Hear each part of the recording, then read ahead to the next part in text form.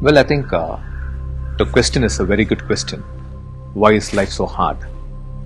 But I think it's coming from a wrong understanding where we are asking this question from trying to understand why is it so hard outside? Why is it so hard to make money? Why is it so hard to find the right partner in your relationship? Why is it so hard to bring up your children?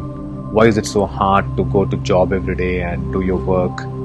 Why is it hard? Everything that I'm doing every day, why is it so hard? Why am I not enjoying it? There is so much of disturbance, there's so much of dissatisfaction, there's emotional disturbance. I'm just not able to enjoy it. So the question you're asking is a good question, but you're aiming it to the outer world. That question needs to be actually asked to the inner world. So what we are talking about is life is hard because your inner state is a disturbed state. You are coming from a very limited state. When you are living in states of anger, fear, guilt, insecurity, comparison, these are states which are very limited, and the nature of these states is it makes you experience life in a very hard way. It makes you feel life is very painful. It makes you feel life is a life lived with suffering. There's too many challenges. So because your inner state is so disturbed, every small thing in your life, every big thing in your life looks very challenging and actually feels very frustrating. So we have to work on our inner world, which is we need to become free of this limited states of our mind. We need to awaken to a powerful state of consciousness. What does that mean? A state where you are deeply connected to your husband, to your wife, to your work, to your vision, to your children, where there is a vision and meaning behind every relationship and every action that you're doing.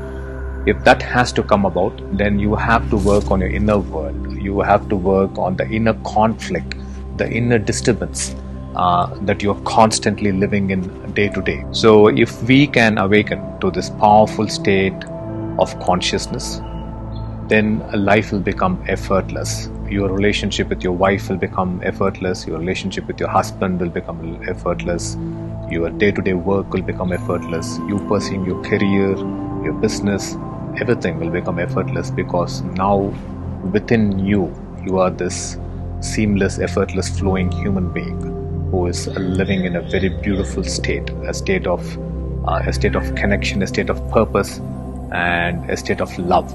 So where there is no anger, there's no fear, and even if it arises, since you are awakened, those will not control you, and those will not have any kind of impact on your actions.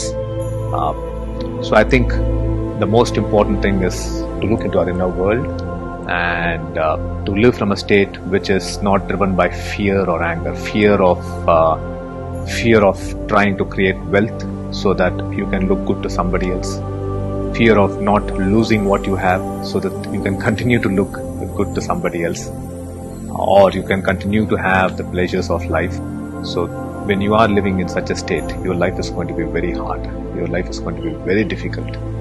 Even if you have a wonderful family, even if you have a very comfortable, beautiful life, you will still not be happy because your inner world is so disturbed.